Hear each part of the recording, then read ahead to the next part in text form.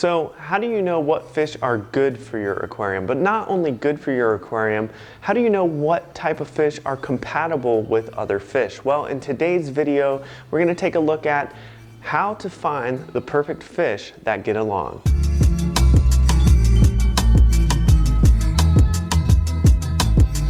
There are many ways to approach the reef aquarium hobby, from different coral reef tanks to different fish-only tanks like predator tanks or community tanks. Now, depending on the goal that you have for your aquarium, it's going to help determine what type of fish that you select. Now, the tip that I'm sharing with you today is something that I've used since I've started in the reef aquarium hobby, and you don't really hear it talked about that often. So today I'm going to cover the compatibility chart.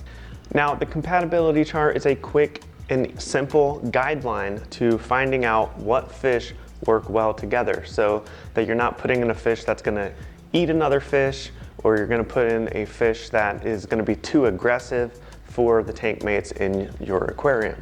Now, the best way to approach the compatibility chart is to first make a list of all the fish that you would like to have in your aquarium, and then head down to the description below and click on the link that I provided for you, and it's going to pull up the compatibility chart that I've been using since I first started. Now, to give you an example of how to use the compatibility chart, you can see in the top left corner the legend for the chart. We have a Y for compatible, N for not compatible, and C for caution required. And now, taking a look at the list you wrote down, let's say you have a clownfish and eels on your list. So if you highlight clownfish and eels, you can see that they are not a good fit.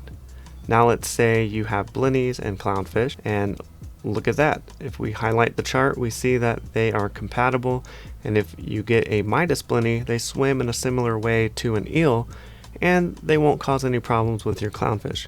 Now, another example is that some species of fish require their own tanks for the most part, and you can quickly look at the compatibility chart and see that shark and rays, majority of them have a caution or not compatible, as well as seahorses and pipefish. There's a few compatibles, mostly not compatibles. So these types of fish are gonna require maybe their own species specific tank. Now, you can also approach this from the angle that you already have fish in your aquarium and what other fish will be compatible with what you have.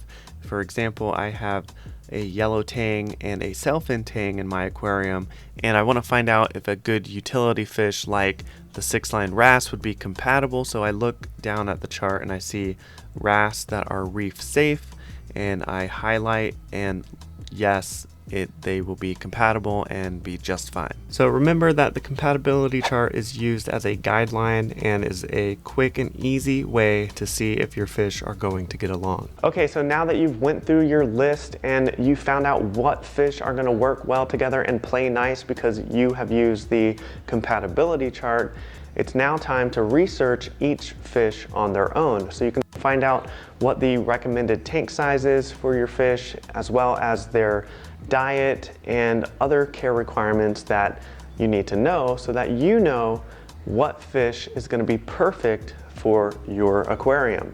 And if you want to get a head start on picking a great utility fish for your reef aquarium, then take a look at this video I made of the 6-line wrasse.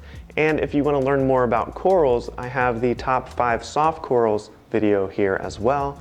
And I will see you in the next one.